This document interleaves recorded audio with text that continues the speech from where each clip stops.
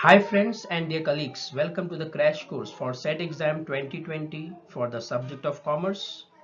Today in this lecture, we are going to unit 9, that is legal aspect of business of paper 2. As we know, there are near about 10 act which is given by NET and SET exam syllabus. Here we are going to cover in this lecture about the Indian Contract Act 1872. It has two parts, the Indian Contract 1872 and one is special contracts. So these are major part of unit 9. In this lecture, we will see many provision relating to Indian Contract Act, like we have elements of valid contract, capacity of parties, free consent, discharge of contract, breach of contract, and remedies against breach of contract, then quasi-contract.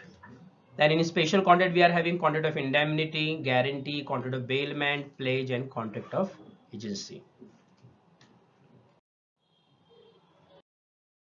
Okay, now as far as Indian Contract Act 1872 is concerned, as we have seen, this act is most important part of any business transaction which is happening during the trade commerce industry. It, as you know, contract plays a very indispensable role. That is, it which cannot be avoided. Any kind of trade, any kind of commerce, or any kind of industry, without contract not possible to do any kind of business, any kind of transaction. So therefore it plays very important role, and when parties enter into any contract, it creates a legal obligation. Okay, so since parties are entering into contract, that means they are making a contract among them or between them. Due to contract, there is creation of rights and obligation between them, and due to contract between them, they are binding by that rights and obligation. Okay, and why they are binding? Because contracts are done between them, but sometimes it happens many parties to the contract are not completing their promises. Since they are not following their promises, there is issue between the parties, and therefore we need Contract Act. In this Indian Contract Act, we are having various provision. From section 1 to 75, we have general principles of contract. Then sale of goods, see, there are many provision which is relating to sale of goods, which runs from 76 to 123, but now it is not there because it was repealed.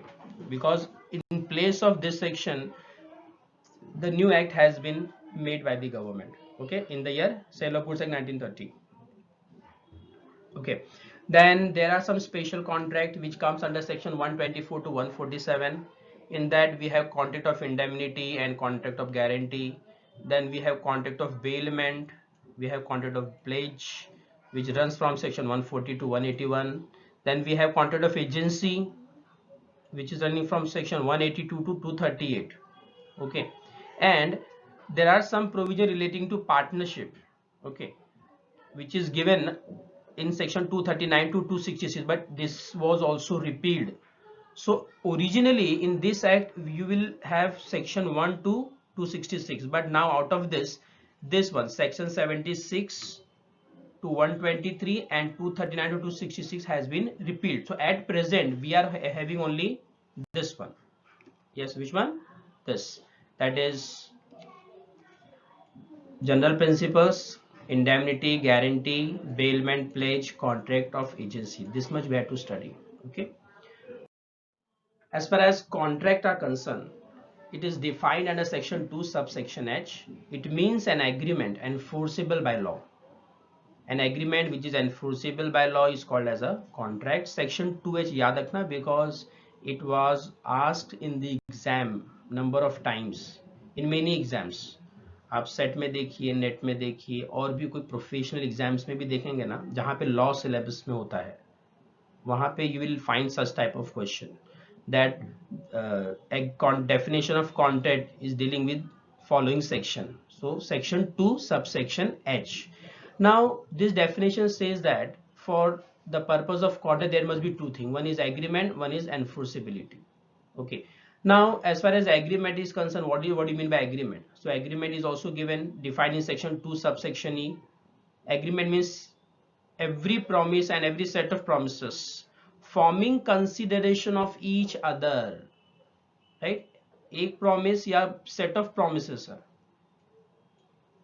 Due to those promises, if there is consideration between the parties, for both the parties, then it is called as an agreement. मतलब दो लोग हैं, Mr. A and Mr. B. Mr. A ने promise किया B को कि I will sell the goods, and Mr. B is also promising that I will buy the goods for this so and so rupees.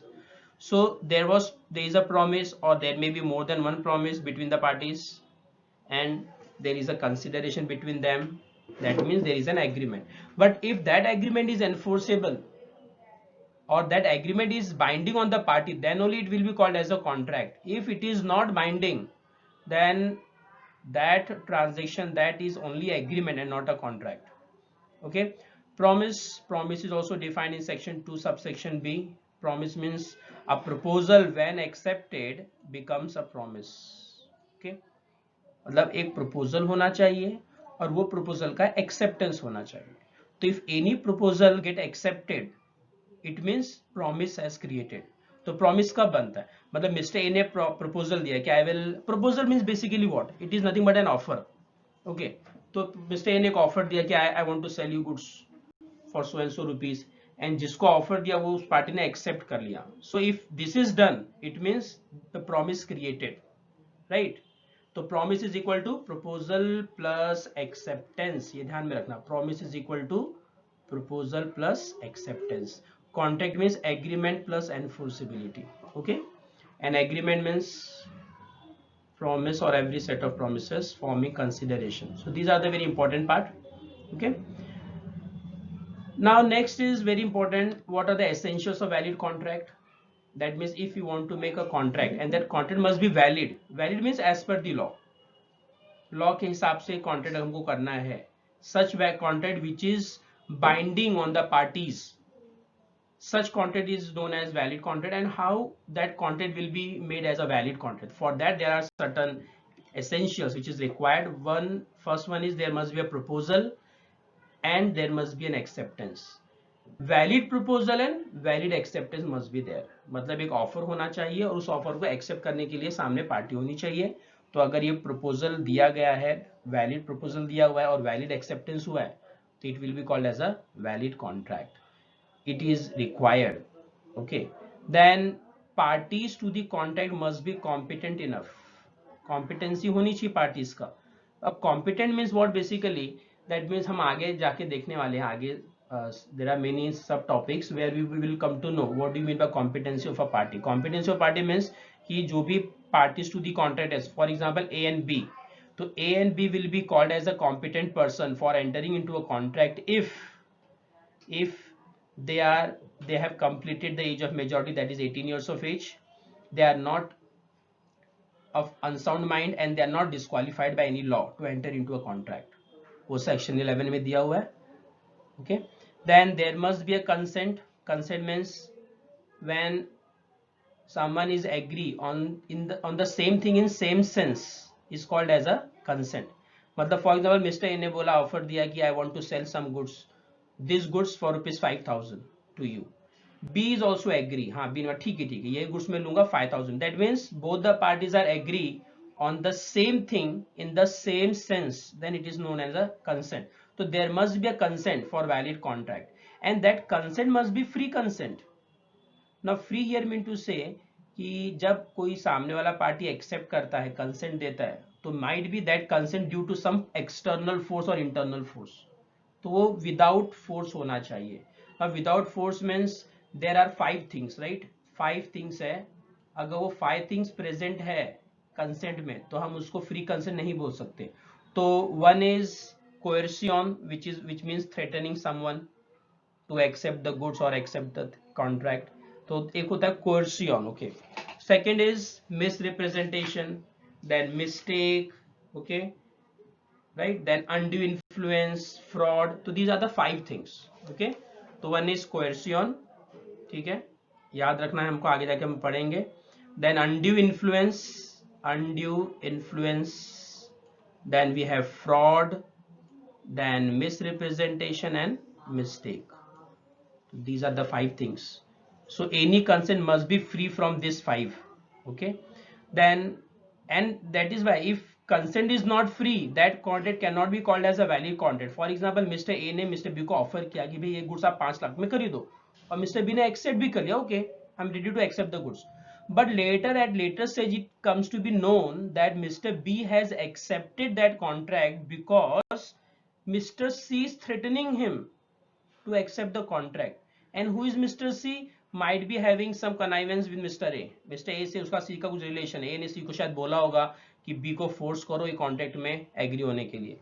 तो अगर ये ऐसा कुछ पता चलता है तो that is coercion. That means that consent was which is given was not free because that consent is due to coercion. So that consent may be due to undue influence, may be due to fraud, may be due to misrepresentation or mistake. In that case, consent is not free and therefore valid contract is not a valid contract. Now consideration must be there. Consideration होना चाहिए. अगर consideration नहीं है तो वो contract valid नहीं होगा. There are some exception to it.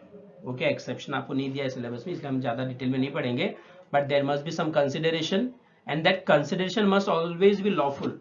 अगर आप कुछ ऐसा कंसिडरेशन मांगते हो जो इलीगल है तो वो वैलिड कॉन्ट्रैक्ट नहीं होगा. फॉर एग्जांपल ए ने बी को बोला कि भाई I will pay you 50,000 rupees provided you have to smuggle certain drugs which is not allowed to smuggle, right, which is not allowed to cell.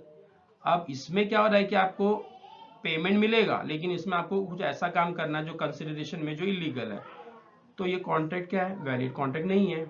Okay, then object of the contract must be lawful. अगर main object of the contract है वही unlawful है तो valid भी unlawful होगा, वो valid नहीं होगा, वो वॉइड होगा. ठीक है, एक वैलिड होता है एक वॉइड होता है. वैलिड मतलब एज पर लॉ, वॉइड मतलब not as per the law. Okay, तो वैलिड कॉन्ट्रैक्ट बनाने के लिए क्या क्या चाहिए वो हम देख रहे हैं. What are the essentials. तो प्रपोजल एक्सेप्टेंस होना चाहिए, parties must be competent, there must be consent and that consent must be free consent, the consideration must be lawful, object of the contract must be lawful. Then if any contract is expressly declared as a void contract then it cannot be valid.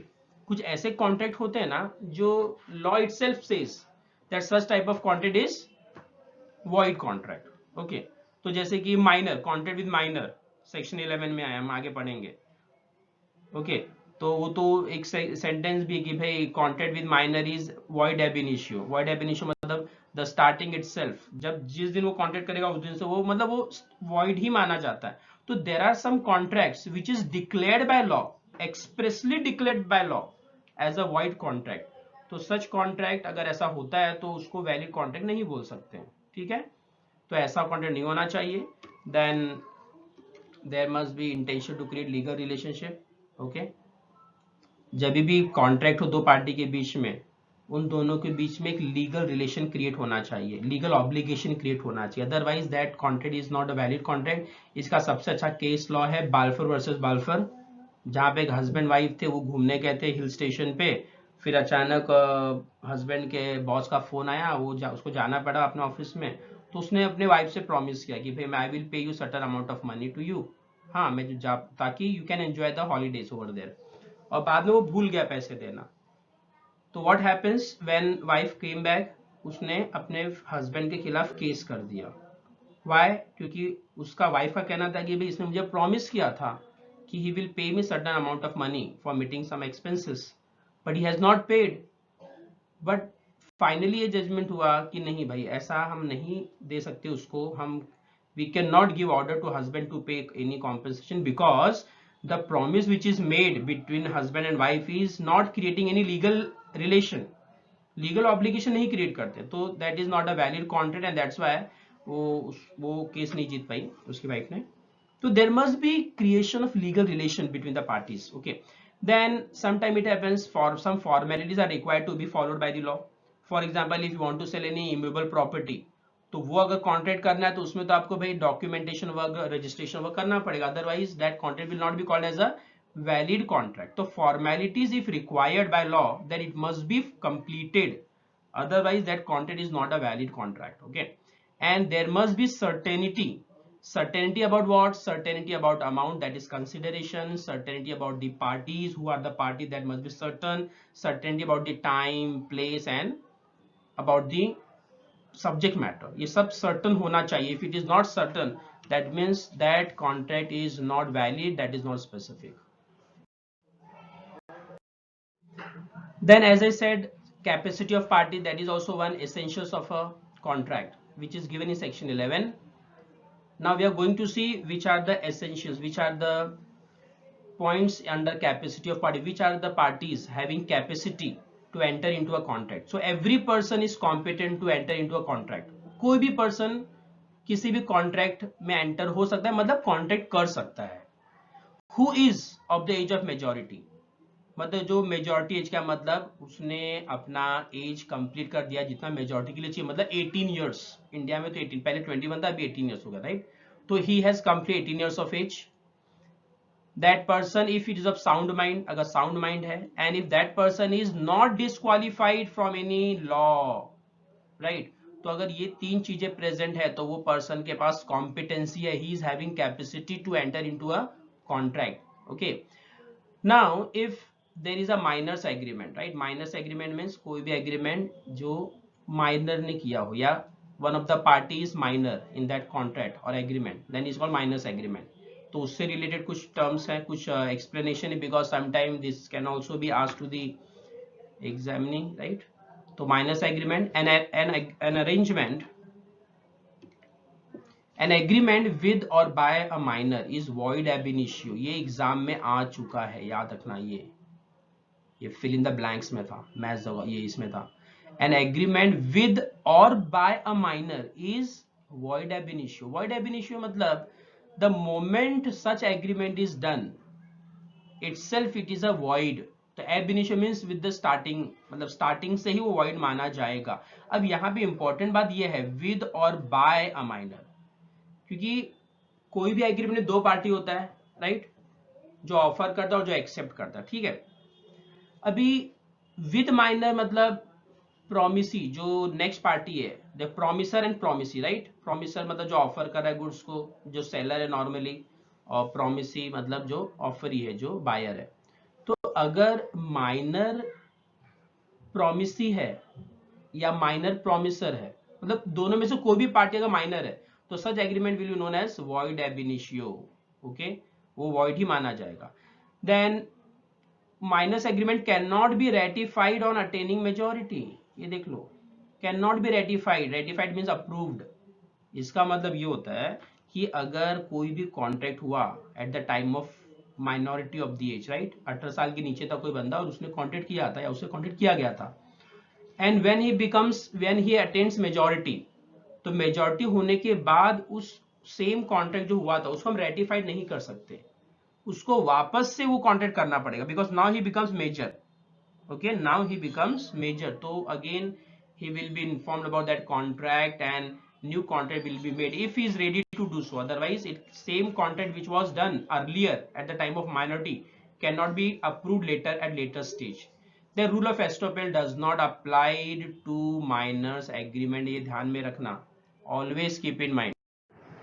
Now, very important thing, we must know what is rule of estoppel. So rule of estoppel means it is a rule of evidence where a person who expressly induces another person, मतलब एक person दूसरे person को induce करता है, बताता है, क्या बताता है? To believe that a certain state of things exist, can not deny the existence of that state of things later. It means अगर कोई बंदा है, कोई पर्सन है, जैसे कोई माइनर पर्सन है, suppose he is showing his evidence of his age, और वो एज उसने झूठा झूठा कुछ डॉक्यूमेंटेशन कुछ बनाया, फोर्स डॉक्यूमेंट बनाए, और उसमें वो अपने आप को मेजर बता रहा है, और वो मेजर बन के उसने कॉन्ट्रैक्ट किया.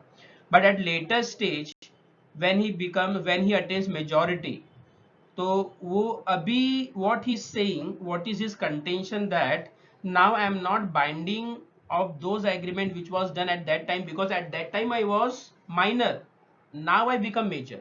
तो सामने वाला बंदा तो बोलेगा ना, भाई at that time you have shown me that document, तो वो बोल सकता है कि नहीं that document is not okay, वो तो गलत था. तो that means एक बार आपने एविडेंस दिखाया तो उससे आप पलट नहीं सकते हो। लेकिन ये रूल जो राइट ऑफ एस्टोपेल है वो माइनर एग्रीमेंट में नहीं अप्लाई होगा। तो अगर कोई माइनर ऐसा काम करता है, अगर उसने कुछ डॉक्यूमेंट बताया आपको और डॉक्यूमेंट के हिसाब से अगर आप सोच रहे कि वो मेजर है, तो वो आपका प्रॉब्लम है। माइनर का प्रॉब्लम नहीं है, क्योंकि वो जो रूल ऑफ एस्टोपेल है ना, उस पर अप्लाई नहीं होने वाला है। ओके, तो this is also very dangerous thing. हाँ, तो इसके लिए whenever you are a party to a contract and if you think that the other party is minor is right, उसका 18 ईयर से कम है, तो ये आपकी जिम्मेदारी बनती है कि आप उसको कंफर्म करो, right. Even though he showing document, but वो डॉक्यूमेंट फोर्ज है कि नहीं, रियल है कि नहीं, वो आपका काम है। क्योंकि कल को अगर वो फोर्ज निकला और आपने उस पर भरोसा करके कॉन्ट्रैक्ट कर लिया, आपने उसको सपोज कुछ क्रेडिट दे दिया वगैरह, कुछ पे मनी का ट्रांजेक्शन किया, और बाद में अगर वो नहीं पे करता है ना, तो लीगली आप उससे वसूल नहीं कर सकते। क्यों? क्योंकि he was minor at that time when you have given money to him, when you have given credit to him, right? Then there is some more point related to minors agreement. No specific performance. No one can ask minor to give some specific performance. आप उसको बोल नहीं सकते हो कि आपको ये perform करना ही पड़ेगा, आप क्योंकि आपने कॉन्ट्रैक्ट किया है, because since is a minor, right, you cannot ask him to perform in specific way. Minor cannot be declared as a insolvent person. ये भी रूल है, देख लो। It's very dangerous thing. That is why if whenever you are going to make a contract, right, you should open your mind, you should keep open your mind कि भी सामने वाला party minor तो नहीं है, नहीं तो आप ही फंसने वाले हो हर तरह से। And there is no return of benefit, right? So there is no benefit arising out of minors agreement. Fine. Now there are another thing, contract by a person of unsound mind. This is second one. ये section 12 में आता है.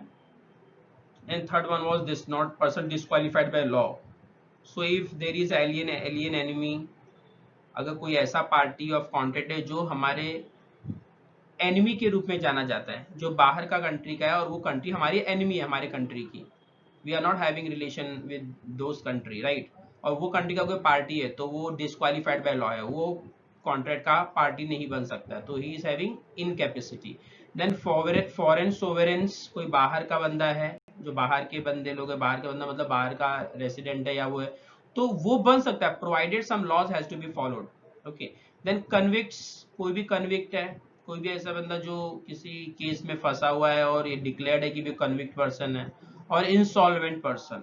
So if these are things are present, then that person will be disqualified by law and not having any capacity to enter into a contract. Then we have talking about consent which comes under section 13. Consent means when two or more parties are said to consent when they agree upon the same thing in same sense. ये मैंने आपको just बताया था अभी कि consent तब होता है जब दो या दो से ज्यादा पार्टी कोई एक चीज पे सेम सेंस में एग्री होते हैं, right. This is also called as ad idem. Ad idem मतलब consent, agree on the same thing in same से। ये मोस्ट इंपॉर्टेंट वर्ड है, ये भी एग्जाम में आया है, बहुत बार प्रोफेशनल एग्जाम में आता है। Now, as we said, consent must be there for a valid contract. Section 14 says about free consent. As I said, consent is said to be free when it is not caused by coercion, undue influence, fraud, misrepresentation and mistake. ये 5 चीजें नहीं होनी चाहिए consent में. Coercion is covered by section 15. Okay. Then undue influence 16, line से याद रखना क्योंकि लाइन से आपको इजिली याद हो जाएगा। तो section 13 consent, section 14 free consent, then उसमें consent, undue influence, fraud, misrepresentation and mistake. 15, 16, 17, 18, 19 ये 20, 21। ओके, मिस्टेक ऑफ फैक्ट 20 है, मिस्टेक ऑफ लॉ। मिस्टेक में दो टाइप की mistake we are going to see. Okay, so what is coercion? Coercion means threatening someone. हम detail में देखने वाले हैं, सब हम डिटेल में देखने वाले हैं, right. Okay, now come here in coercion as it is given in section 15. What do you mean by coercion? Coercion means when there is committing or threatening to commit. आप कुछ करने की बात बोलते हो या डराते हो कि मैं ऐसा कर दूंगा वैसा कर दूंगा, राइट, तो it will be called as an coercion. तो committing or threatening to commit any act forbidden by the IPC. मतलब अगर एक बंदा है, मिस्टर ए है, वो मिस्टर बी को थ्रेटन कर रहा है कि मैं ऐसा कर दूंगा वैसा कर दूंगा, और जो ऐसा वैसा बोल रहा है ना, वो जो एक्ट करने वाला है that is forbidden bye IPC. IPC means Indian penal code, जिसमें सब लिखा हुआ है कि भाई कौन सा एक्टिविटी क्राइम है, कौन सा एक्टिविटी क्राइम नहीं है। तो if such act is committed or it is about to threatening to the other party, threatening to commit, आप करने वाले हो या आप डरा रहे हो करने के लिए किसी को, तो वो सब किसको बोलते हैं, उसको कोercion बोलते हैं। या तो अनलॉफुल डिटेनिंग, आप किसी को डिटेन कर लिया आपने, डिटेन मतलब किसी को कस्टडी में रख लेना, या थ्रेटनिंग टू डिटेन, या तब उसको डरा रहे हो कि आई विल डिटेन यू, मैं आपको कस्टडी में या बंद कर दूंगा कहीं पे, ऐसा अपने कब्जे में कर लूंगा, right.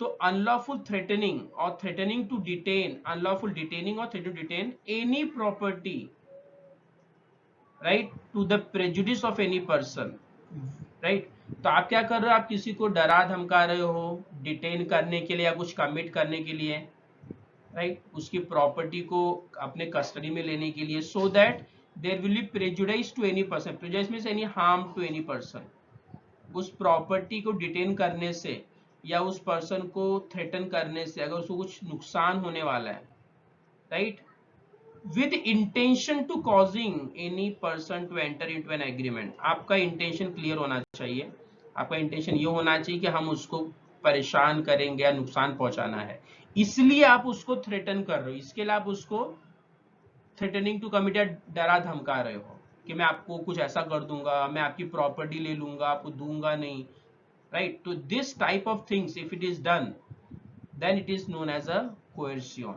It includes, very important यहाँ से important है कि जो coercion होता है ना, वो actual committing or threatening to commit दोनों चीजें आती है। जरूरी नहीं है कि सपोज आपने कोई किसी मिस्टर बी ने मिस्टर ए के खिलाफ केस किया और कोर्ट में बोला कि भाई मिस्टर ए ना मुझे डरा रहा है, मुझे बोल रहा है कि मैं तेरा मर्डर कर दूंगा अगर तूने ऐसा काम नहीं किया तो अब वो केस में तो मिस्टर ए बोल सकता है ना, अरे मैंने मर्डर किया तो नहीं ना, लेकिन आपने थ्रेटनिंग तो किया करने के लिए, राइट। तो that's why in definition it is written कि एक्चुअल कमिट कर रहे हो या तो आप थ्रेटनिंग टू कमिट कर रहे हो, दोनों भी कोercion में आता है। थ्रेटनिंग और कोercion में प्रोसीड फ्रॉम एनी पर्सन, जरूरी नहीं है कि जो कॉन्ट्रैक्ट का पार्टी है वही थ्रेटनिंग करे या वही ऐसा एक्ट कोercion करे, it may from any person, हो सकता है कि भाई जो ये मिस्टर ए है वो किसी थर्ड पार्टी मिस्टर सी को बोला कि बी को थ्रेटनिंग कर, उसको डरा धमका ताकि वो मुझसे एग्रीमेंट करे, तो ऐसा भी हो सकता है। तो it may proceed from any person.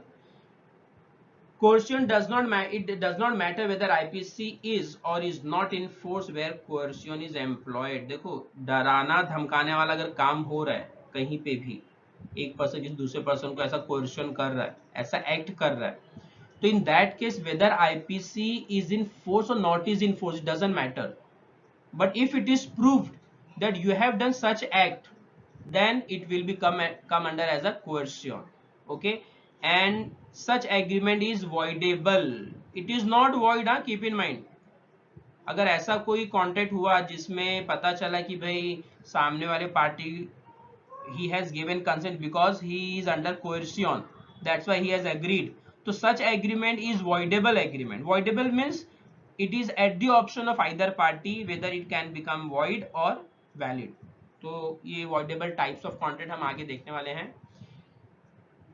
can be performed, such contract such agreement can be performed or rescinded by the party who gives consent। तो अगर जिसने केस किया कि भाई ये coercion की वजह से हमने कंसेंट दिया है, तो उस पर डिपेंड करता है, या तो वो उस कॉन्ट्रैक्ट को रेसिंड कर दे मतलब कैंसिल कर दे, या तो परफॉर्म करे, because it is what voidable है ना, वॉइड नहीं मानते इसको, okay. And undue influence, section 16, undue influence means position, when थी अनड्यू इन्फ्लुएंस मींस किसी को इन्फ्लुएंस करना बट अपने पर्सनल बेनिफिट के लिए, राइट, लाइक अब ये कब होता है undue influence, position of one of the party to dominate the will of and mind of another person, right। Undue influence is possible in a situation where one of the party is in a position to dominate the will and mind of another person, right। तो वो case में क्या होता है, undue influence हो सकता है। आप सपोज किसी ऑफिस में सुपीरियर एंड सबऑर्डिनेट है, जो बॉस है और उसके नीचे जो वर्कर काम करते हैं, अभी boss is in a position to dominate the will of his subordinate, right. तो तो वो केस में अनड्यू इन्फ्लुएंस हो सकता है।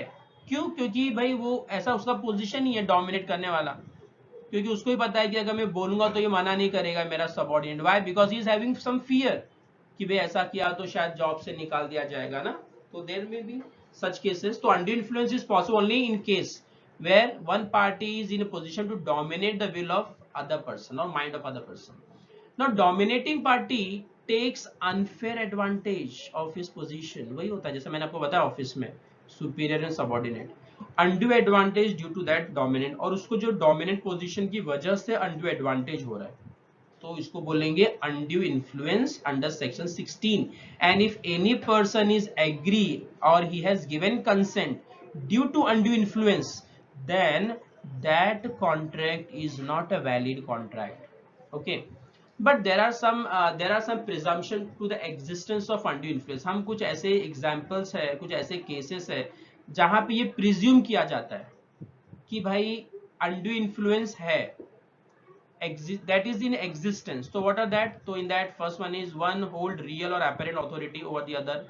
आपको एक बंदा है जिसका अथॉरिटी बहुत ऊंचा है as compare to his subordinate. तो जैसे कि मास्टर एंड सर्वेंट, देखो मालिक और उसका नौकर। अब इसमें मास्टर क्या है?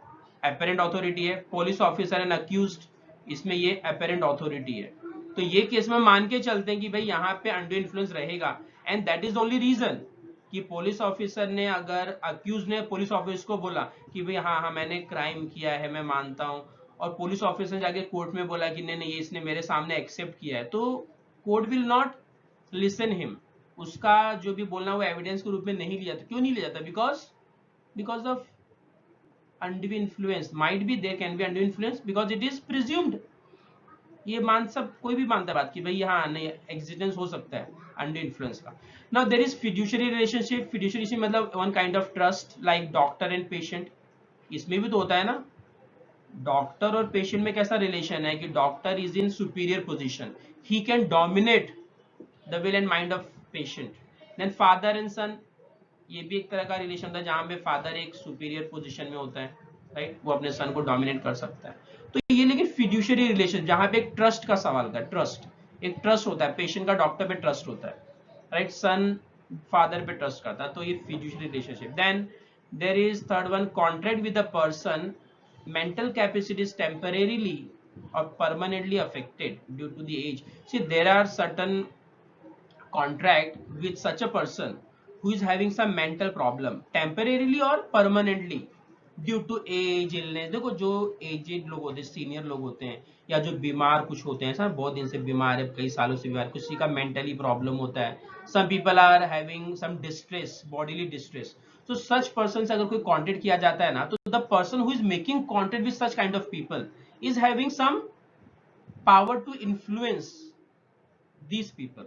अब कोई बूढ़ा आदमी है, राइट, 70 80 क्रॉस कर चुका है, 85 है, अब उसका एज की वजह से ना he is not able to make a contract, or sorry he is able to make a contract, but he is agree for everything. हाँ भाई, और आप वो जो सामने वाला पर्सन है पार्टी, वो उसको जो बोलेगा उसको मानना ही पड़ेगा ना, क्योंकि उसका एज होगा, कुछ नहीं कर सकता है भाई। Same thing any person with illness, right, mental, or so these are some cases where it is presumed that there is an existence of undue influence, and burden of proving that agreement was not caused by undue influence lies on who is in a position to dominate। देखो एक बात very important thing है यहाँ पे, this is very important part, कि जब भी अगर कोई ऐसा केस आता है कोर्ट में undue influence का, तो उसमें burden of proving that agreement is not caused by undue influence lies on whom? It is lies on that person who is in position to dominate।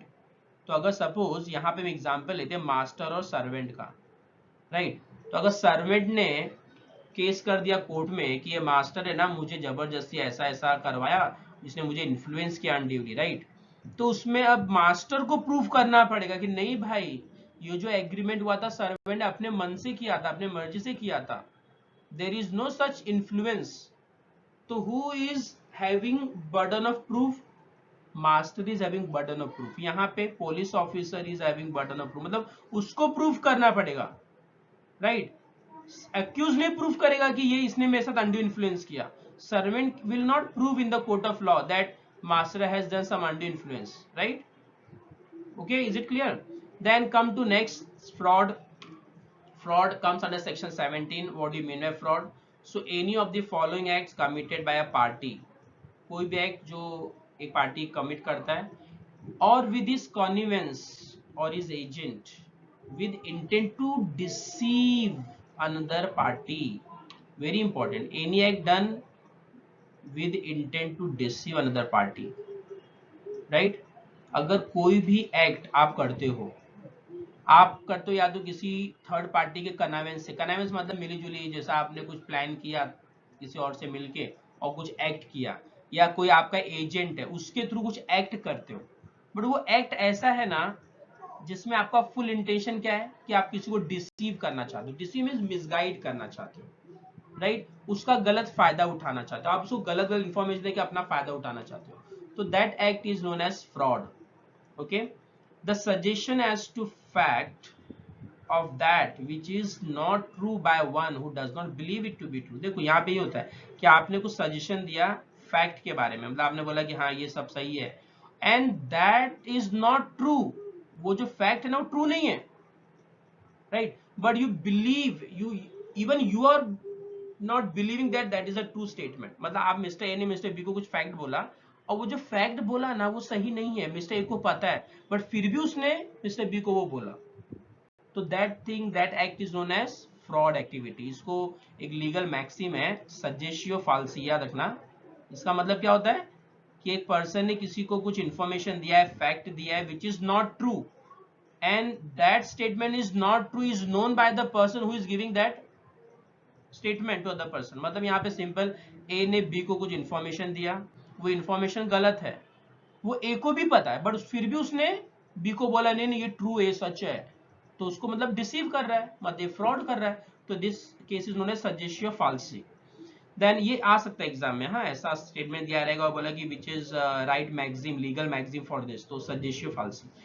एक ऐसा फ्रॉड का होता है जिसमें active concealment of fact by one party having the knowledge of belief of the fact. मतलब एक suppose mister A है, वो बी को सब इंफॉर्मेशन दिया, बट पर्पसली उसने कुछ इंफॉर्मेशन कंसील कर लिए, छिपा लिए, नहीं बताया, जबकि उसको पता है कि that is also fact and should be inform to the other party, but he has purposely concealed that fact. So that is also one kind of fraud. For example, Mr. N want to sell some goods to B. अब ए को पता है कि वो goods जो cell कर रहा है बी को ना, उसमें कुछ डिफेक्ट है, और वो डिफेक्ट को उसने क्या छिपा दिया, मतलब उसके ऊपर पॉलिश कर दिया या कुछ कुछ तो किया, but he has concealed that fact. तो in that case what happens, he has done fraud with mister B, और ऐसे केस को बोलते हैं सप्रेसियो वेरी. ओके, तो सजेशियो falsi and suppressio veri. A promise without any intention to performing it, ये भी तो एक एक्ट है जिसको हम फ्रॉड के कैटेगरी में लेते हैं. आपने कुछ प्रॉमिस किया लेकिन आपका क्लियर कट इंटेंशन है कि वो प्रॉमिस को परफॉर्म नहीं करने वाला, मतलब झूठा प्रॉमिस किया, तो that is known as fraud activity. और एनी एक्ट और ओमिशन, आप कुछ काम कर रहे हो, आप ओमिट कर रहे हो, which is law declared as a fraudulent, मतलब आप कुछ ऐसा एक्ट कर रहे हो जो फ्रॉडुलेंट एक्टिविटी है as per the law, in that case that act is also known as fraud. Or any other act fitted to deceive, या कोई भी ऐसा एक्ट जिसकी वजह से आप किसी को डिसीव करो, डिसीव मतलब कि मिसगाइड करना, गलत गलत बताना ताकि आपका बेनिफिट हो, पर्सनल बेनिफिट हो, तो that is known as fraud. तो these all these activities will come under fraud under section 18. Now the next is misrepresentation, section 18. It means unwarranted positive statement. ठीक है, इसका मतलब क्या होता है कि एक पार्टी दूसरे पार्टी को कुछ बता रही, इंफॉर्मेशन दे रही है, फैक्ट बता रही है, which is not required at all and which is not should not be given, लेकिन उसने पर्पसली ना एक पॉजिटिव स्टेटमेंट बताया उसके बारे में, नहीं नहीं ये ऐसा है दे. For example suppose mister A want to sell some goods to B. अब ए ने बी को जब वो गुड्स के बारे में इंफॉर्मेशन दिया ना, तो जानबूझ के बढ़ा चढ़ा के उस गुड्स के बारे में बता रहा है जो कि सही नहीं है, बट उसको पॉजिटिवली बता रहा है, नहीं नहीं ये ऐसा है वो ऐसा है, तो in that case he is presenting not in proper way, मतलब वो misrepresent कर रहा है, right, which comes under section 18. Then breach of duty, if some duty has to be performed by you but you have not performing that duty, then it comes under misrepresentation. Or if causing innocently a party to make a mistake. अगर आप कुछ ऐसा काम कर रहे हो जिसकी वजह से पार्टी मिस्टेक कर रहा है, राइट, तो such is also called as a misrepresentation and that is also not correct as per section 18. Okay, then last one is mistake. Mistake दो तरह के होते हैं, mistake of fact comes under section 20 and mistake of law section 21. Okay, now mistake of law fact क्या होता है? Mistake of fact means when it regards to existence of subject matter, मतलब subject matter से related, subject matter exist करता है कि नहीं करता, उससे रिलेटेड कुछ फैक्ट हुआ है तो उसको मिस्टेक ऑफ फैक्ट बोलेंगे. और सब्जेक्ट मैटर से रिलेटेड ही अगर कुछ आइडेंटिफाई करना है आपको, मतलब existence and identification of subject matter, इससे रिलेटेड अगर कुछ प्रॉब्लम हुआ है तो उसको बोलेंगे mistake of fact. And if there is any mistake in law in force और फॉरेन लॉ, मतलब हमारे कंट्री के लॉ में जो भी एप्लीकेबल उसमें कुछ मिस्टेक हुआ हो लॉ में, या किसी बाहर कंट्री का लॉ जो हमारे यहाँ पे एप्लीकेबल उसमें कुछ मिस्टेक हुआ हो, तो हम उसको बोलेंगे मिस्टेक ऑफ लॉ, राइट. तो मिस्टेक दो तरह के होते हैं, एक मिस्टेक ऑफ फैक्ट होता है जिसमें सब्जेक्ट मैटर से रिलेटेड हम बातें करते हैं, मतलब मिस्टेक जो होता है वो सब्जेक्ट मैटर से रिलेटेड मिस्टेक होता है, या तो उसके एग्जिस्टेंस से रिलेटेड या तो उसके आइडेंटिटी से related. And mistake of law means law में कुछ गड़बड़, या तो इंडियन लॉ या तो फॉरेन लॉ. ठीक है. Now next thing is very important, discharge of contract. Discharge of contract means when there is termination of contract. जब कॉन्ट्रैक्ट टर्मिनेट हो जाता है या तो जो राइट्स एंड ऑब्लिगेशन होते हैं वो खत्म हो जाते हैं किसी पार्टी के, तो उसको हम बोलते हैं डिस्चार्ज ऑफ कॉन्ट्रैक्ट हो जाता है. मतलब सिंपली ए ने मिस्टर बी को बोला कि I will sell goods to you and you have to pay me 5000. अब हुआ ये कि मिस्टर ए ने गुड्स सेल भी कर दिया और बी ने उसको 5000 दे भी दिया, तो इसमें क्या हुआ, it comes to an end, मतलब जो राइट्स और ऑब्लिगेशन था ए और बी का वो क्या हो गया, खत्म हो गया, मतलब कॉन्ट्रैक्ट गेट डिस्चार्ज. तो डिस्चार्ज के तरीके अलग अलग हैं. कौन कौन से तरीके, तो यहाँ पे हम देखेंगे मोड्स ऑफ डिस्चार्ज, राइट. तो what is modes of discharge, तो it can be by performance of contract, by agreement or consent, by breach of contract, by material alteration, by lapse of time, by impossibility of contract, by operation of law. 1 2 3 4 5 6 7 7 mode of discharge है. This may be asked in the exam, anything relating to this. First mode of discharge is by performance of contract. It means when, yes, when by performance of contract means when both the party have performed what they have committed. मतलब जो भी mister A या mister B ने बोला था कि भाई मैं सेल करूंगा और बी ने बोला अच्छा मैं बाय करके पे कर दूंगा, तो both the party have performed what they have said, what they have promised. If it is done so, in that case contract comes to an end and it will be known as there is a discharge of contract by performance of a contract. Okay, then by agreement or consent. By agreement or consent means there can be three cases.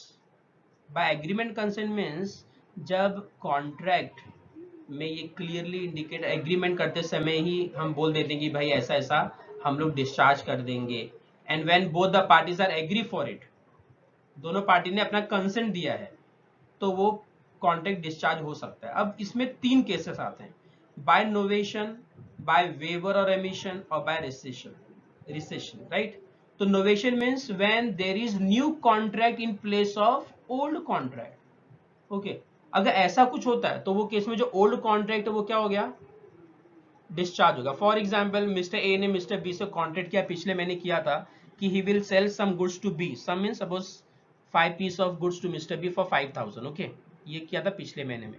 But now in place of that contract he has made a new contract to sell same quantity of goods but at 10,000 rupees. तो अभी जो old contract था उसका क्या, वो तो discharge हो गया. हम ये मान के चलेंगे कि that contract gets discharge with new contract, तो इसको बोलते हैं कॉन्ट्रैक्ट डिस्चार्ज बाय नोवेशन. ये सब टर्म देखो एग्जाम में आ सकते हैं. हाँ, तो contract discharge by novation means जब एक नया न्यू कॉन्ट्रैक्ट हमने बनाया, we have substituted new contract in place of old one. Then next one is waiver, waiver और remission. It means when promise dispenses with or remits the performance of promise। मतलब इसमें क्या होता है कि mister A ने suppose promise किया कि I will pay you 5000 to B, उसने बी को प्रॉमिस किया मैं आपको 5000 रुपये दूंगा अगर आप मुझे ये गुड्स बेचोगे तो, राइट, बाय टुडे इटसेल्फ। अब इसमें क्या हुआ कि ए ने प्रॉमिस किया कि मैं आपको 5000 दूंगा और बी ने बोला कि अच्छा ठीक है मैं गुड्स दूंगा। बट उसमें हुआ क्या अभी बाद में कि अगर सपोज मिस्टर बी बोलता है कि नहीं नो नीड टू पे 5000, 2000 ही दे दो, नो कोई बात नहीं है, ठीक है चलेगा। अब इसमें mister B waived some amount of money and not only related with the money, anything whatever promise has been made between the parties, वो प्रॉमिस अगर डिस्पेंस हो जाता है या रेमिट हो जाता है, मतलब वो प्रॉमिस को वेव कर दिया जाता है, छोड़ दिया जाता है, एक पार्टी दूसरे पार्टी को बोला जाने दे भाई मत पे कर चल, या जाने दे ऐसा मत कर, तो whatever promise is there that it dispenses with or remitted with the promise, then it is known as there is a end of a contract. तो हम बोलेंगे कॉन्ट्रैक्ट का डिस्चार्ज हो गया। How it is discharge? By waiver और remission. Waiver मतलब waived कर देना ना, माफ कर देना, जैसे कुछ अमाउंट हम वेव कर देते हैं, ठीक है। Then contract can be discharge by rescission. Rescission means cancellation of the contract. अगर कॉन्ट्रैक्ट को कैंसिल कर दिया गया, बट कैसे कैंसिल किया गया? तो बाय एग्रीमेंट और कंसेंट। तो अगर दोनों पार्टी आते हैं आमने सामने, बोलते देखो भाई now we want to cancel the contract, तो उन्होंने with consent with agreement they have cancel the contract, तो it is known as rescission, ठीक है। Okay, then contract can be discharged by breach of contract। breach of contract means whenever whatever terms conditions are decided between the party is not followed, it is violated by either party or both the party। या तो एक party ने वो terms and condition को breach किया by not following terms and condition decided in the contract, या दोनों party ने किया, तो उसको बोलते हैं भाई contract get discharge by breach of contract, ठीक है। Then by material alteration, it means contract get discharged if there is any material alteration in the terms and condition। alteration मतलब change करना, modify कर देना। material means very important one, हाँ। तो अगर A ने B से कुछ कॉन्ट्रैक्ट किया था और कुछ टर्म्स कंडीशन भी रखे थे, और वो टर्म्स कंडीशन में अगर सामने वाले पार्टी ने कुछ मेजर चेंजेस कर दिया जो कि बहुत इंपॉर्टेंट चेंजेस था, राइट, तो वो केस में वो कॉन्ट्रैक्ट डिस्चार्ज हो गया, राइट, वो कॉन्ट्रैक्ट डिस्चार्ज होगा। Why? Because material alteration has been made without any consent. देखो अगर मटेरियल अल्टरेशन हो रहा है but that alteration is due to agreement, due to consent by both the party, then it's okay. But if it is not by consent और agreement, ऐसी किसी party ने कर दिया, तो फिर भाई वो कॉन्ट्रैक्ट को डिस्चार्ज माना जाएगा। तो there is a discharge by material alteration. Then by lapse of time, sometime it happens some contract are having some time duration within which it should be performed। if the time lapses then it automatically gets discharged। वो time तक ही रहता है contract, अगर वो उसमें आपने उसको contract को पूरा नहीं किया, परफॉर्म नहीं किया as per the time frame, then automatically it gets discharged। why? because it is decided, right? Then contract can be discharged by impossibility of contract। sometime it happens contract has been made between the party to do something, to perform something, but at later stage something was happened which cannot be avoided, means some unavoidable circumstances come into existence, and due to that circumstances it is not possible to perform the contract by one or by either party। तो वो case में क्या होगा कि contract को discharge करके मान लिया जाएगा। सी हम जब डिस्चार्ज की बात करें तो हम ये अभी फिलहाल नहीं देख रहे कि who is responsible in that case, who is having liability to pay compense, that is different part. Here we are seeing only which are the method, which are the modes of discharge। okay, then by operation of law sometime it happens some contract पे कुछ issue arise होते हैं और वो court में जाता है, तो in that case court gives order to discharge the contract. तो वो केस में क्या होगा? By operation of law. और कभी कभी some contract you are doing and that contract is becomes illegal, वो कॉन्ट्रैक्ट इलीगल हो तो by operation of law that automatically get discharge. okay, then we have remedies for breach of contract। what are the remedies available? If there is a breach of contract, breach of contract means जब कोई भी terms condition party follow नहीं करता है, तो वो case में क्या होगा, तो केस में भाई कॉन्ट्रैक्ट कैंसिल हो जाएगा. But in that case what are the remedies available to the parties. अब देखो भाई ए ने बी से कॉन्ट्रैक्ट किया, बोला कि भाई I will sell goods to you on so and so date for 5 lakh rupees. Okay, अभी the day on which contract has to be performed, उसने तो भाई गुड्स सप्लाई किया, but B is denying for accepting the goods and denying for making the payment. अब in that case A is going to suffer losses because he has made that goods of worth of 5 lakh rupees. तो वो case में तो A तो फंस जाएगा ना, तो उसको कुछ रेमेडी चाहिए, उसको कुछ सोल्यूशन चाहिए. तो what will be the remedies available in case of breach of contract. Okay, तो क्या रेमेडीज अवेलेबल होता है, तो let us see what remedies are available. Remedies for the breach of contract. तो first remedy is suit for specific performance. देखो एक remedy क्या है भाई कि there is one party can file case against other party for specific performance. Specific performance मतलब कि अगर A ने B को बोला है कि you have to buy this goods और उन्होंने एग्री भी हुआ था और बाद में वो डिनाई कर रहा है, तो वो कोर्ट से क्लेम कर सकते हैं कि भाई B को बोलो ये गुड्स खरीदने के लिए, मुझे उसका compensation, I don't want compensation, I don't want any other thing, I want that he should buy goods.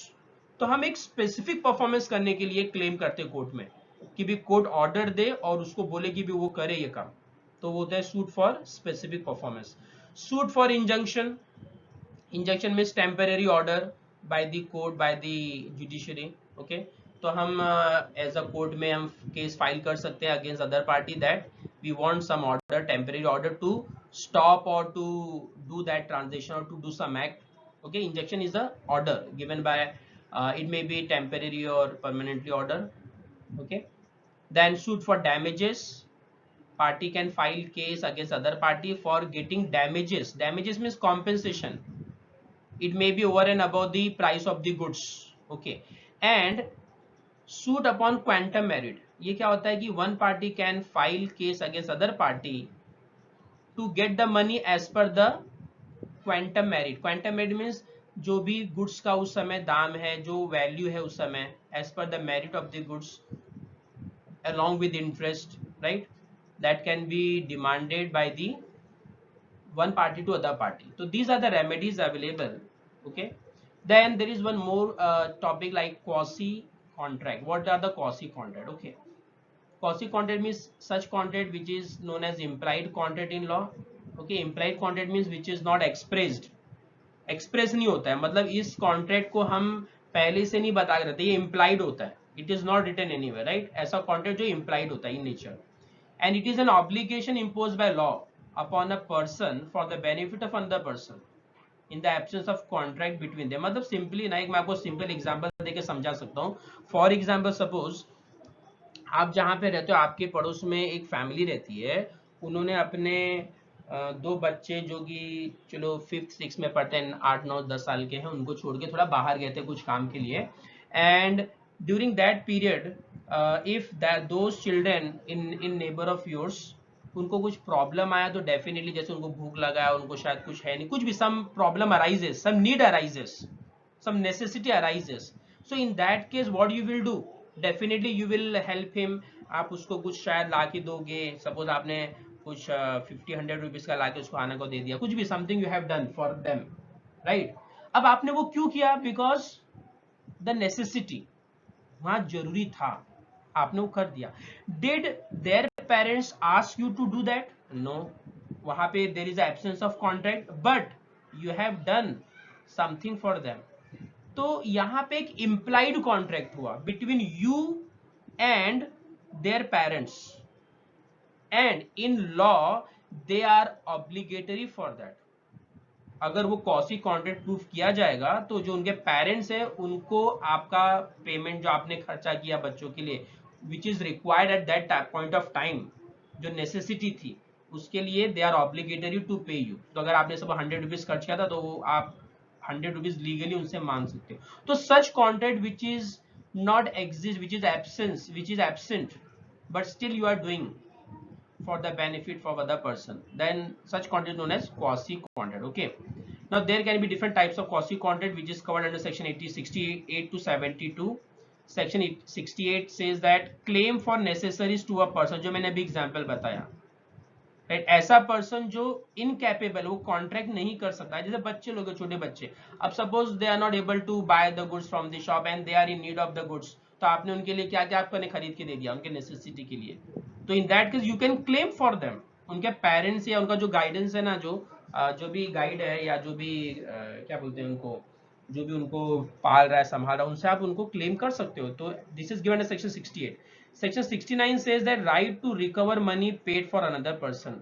अगर आपने कुछ मनी पे किया किसी दूसरे पर्सन के बिहाफ पे विच इज रिक्वायर्ड, तो you can claim, you are having right to recover money for them, ठीक है। अभी सपोज ना, अभी सिंपली बात बताऊं कि आप कॉलेज में हो और कोई स्टूडेंट है वो फीस भरने आया और सपोज उसके पास पैसे नहीं है, थोड़ा पैसा कम पड़ा, 1000-2000 रुपया, आपने क्या उसको अपनी तरफ से दे दिया, फ्री में नहीं दिया।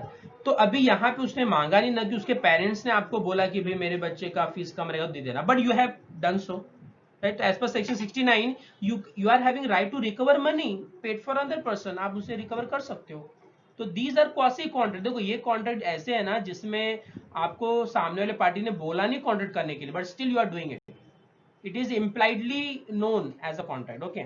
Then section 70 is there, where obligation of person to pay for enjoying benefit of non gratuitous act। कुछ ऐसे एक्ट होते हैं जो नॉन ग्रेचुइटियस है, राइट, तो लेकिन वो एक्ट आपने किया किसी के बिहाफ पे, तो in that case also other party is obligatory to pay that, वो ऑब्लिगेशन है उनके ऊपर क्रिएट हो जाता है पे करने के लिए। Then section 71 says responsibility of finder of goods. Suppose आप रास्ते में जा रहे हो और आपको कुछ गुड्स मिल गया and you will known as a finder of goods. Now since you have found goods on suppose road, और कहीं आपको मिल गया रास्ते में, तो it doesn't mean that you becomes owner of that property और आप मस्त अपने घर में बैठ कर वो प्रॉपर्टी को यूज कर रहे हो। No, what you have to do, you are having responsibility to find out the right owner, तो whatever is possible you have to do that। हाँ, ये अलग बात है कि भाई उसका ओनर नहीं मिला, तो then in that case you are not responsible, but you have to show some responsibility to find the right owner of the goods, okay। और बाद में सपोज अगर ओनर मिलता है तो you have to pay him, और suppose आपने उसका गुड्स यूज किया रहेगा कुछ और उसके बाद में वो ओनर मिला तो आपको उसको पे भी करना पड़ेगा, ठीक है। Now section 72 says that liability of a person to whom money is paid delivered by mistake। हाँ, ये मोस्ट इंपॉर्टेंट पार्ट है। समटाइम इट हैपेंस, अब आप सोचो जरा कि आप घर पे बैठे थे, आपके घर का बेल बजा, नॉक नॉक किया, आपने खोला तो आपको एक गिफ्ट समा दिया गया, मतलब एक कोई कुरियर वाला आया था उसने आपको दे दिया और वो तुरंत चला गया।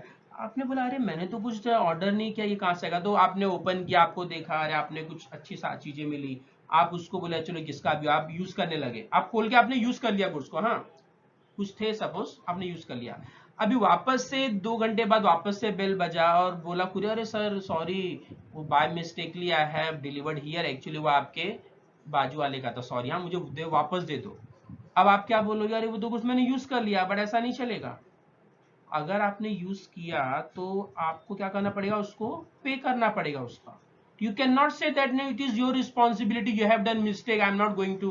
तो वही लिखा है section 72 says that liability of person to whom money is paid और delivered by mistake.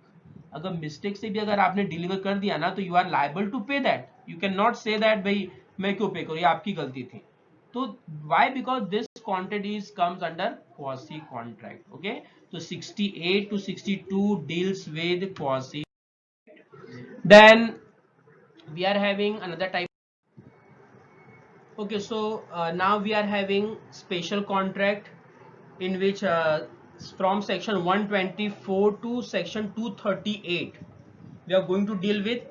In this special contract we are having contract of indemnity, contract of guarantee, contract of bailment, contract of pledge and contract of agency, right। So we are going to see one by one।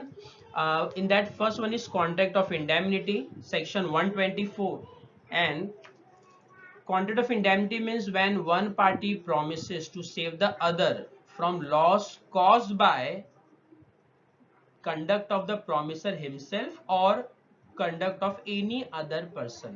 तो simply अगर एक party दूसरे party को promise करता है कि I will save you, अगर कुछ आपको लॉस होगा ना तो आई will make the payment of that loss, and if that loss cause by you yourself और बाय एनी अदर पर्सन, मतलब अगर आपको लॉस होगा तो मैं उसको पे करेगा, आई विल पे यू, राइट? तो if such contract happens, such contract is known as contract of indemnity.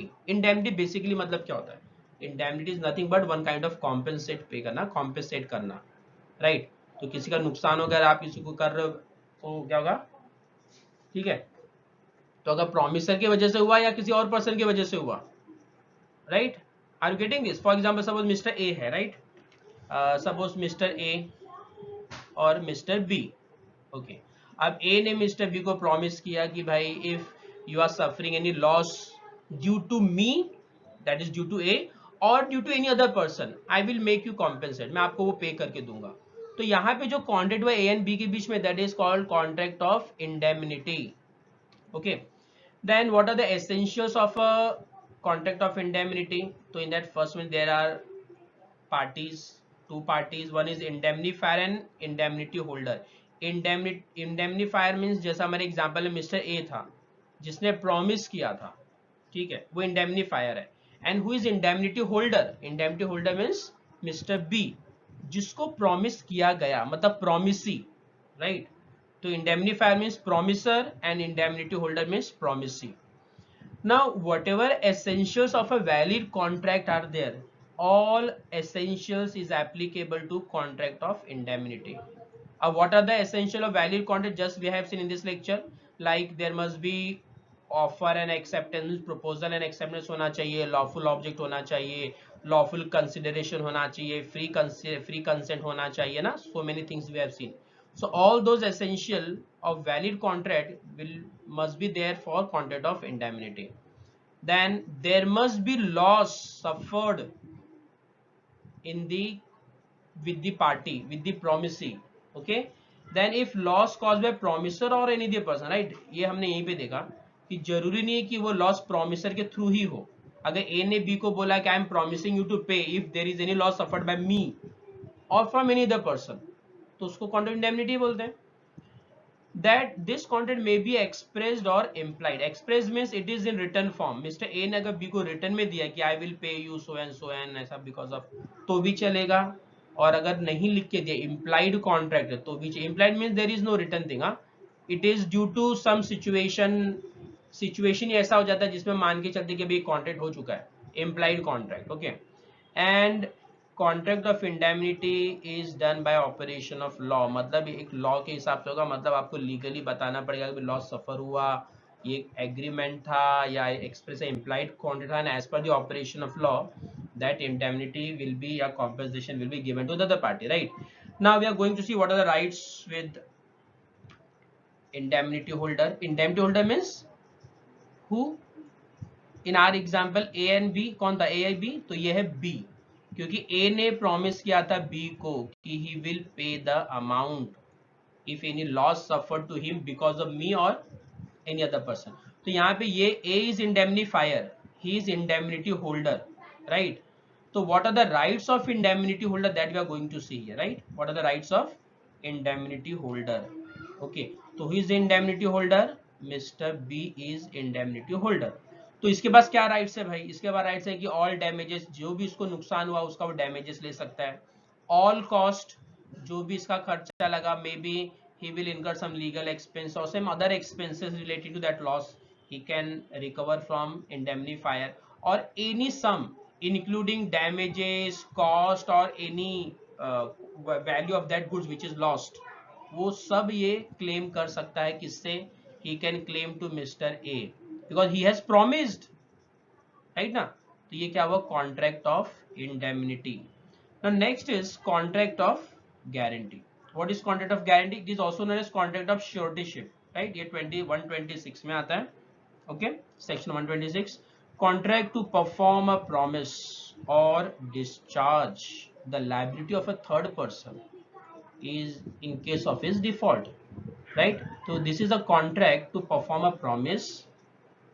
ये एक ऐसा कॉन्ट्रैक्ट होता है जिसमें प्रॉमिस को परफॉर्म करने के लिए या discharge the liability of another person if he defaults, तो उसको कॉन्ट्रैक्ट ऑफ, तो यहाँ पे नॉर्मली ना 3 पार्टी होते हैं. Okay, who are the 3 parties, मैं आपको बताता हूँ. Wait a minute.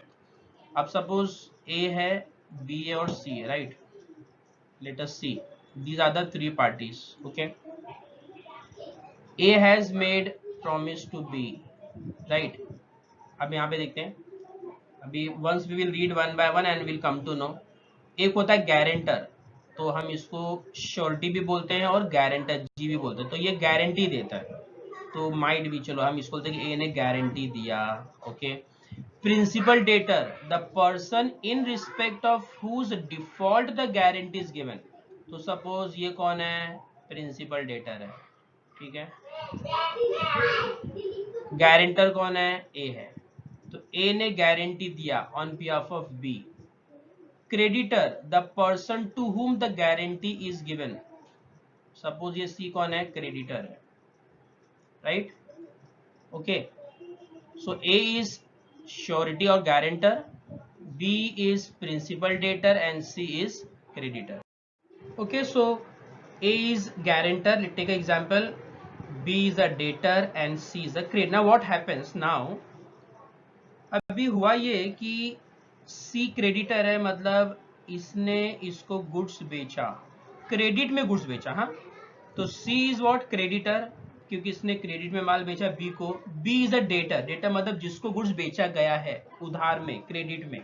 ओके, तो इसने सी ने, if he has sold goods to B on credit, that means B has to pay to C. B C को पे करेगा बाद में, after credit period gets over. Now there are some chances of default. Default होने के chances है क्योंकि credit में माल बेचा है क्रेडिटर ने डेटर को.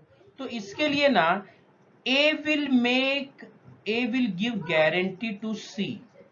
ए किसको, सी को गारंटी देगा कि if B is making any default, then A will pay to C, right. तो A ने क्या बोला कि भाई C को बोला कि देखो आप B को गुड्स दे दो, if he is not paying, he is making default in payment, I will make payment to you, right. तो A कौन हुआ, गारंटर हुआ.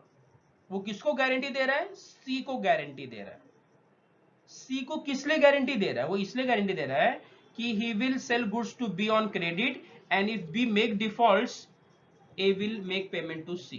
तो यहाँ पे देखो 3 कॉन्ट्रैक्ट हो रहा है. अच्छा, now tell me one thing, ये A C को गारंटी किसके बिहाफ पे दे रहा है, B के बिहाफ पे दे रहा है, मतलब A और B के बीच में भी कुछ कॉन्ट्रैक्ट हुआ रहेगा, ठीक है. तो ये देखो 3 लोगों का कॉन्ट्रैक्ट है.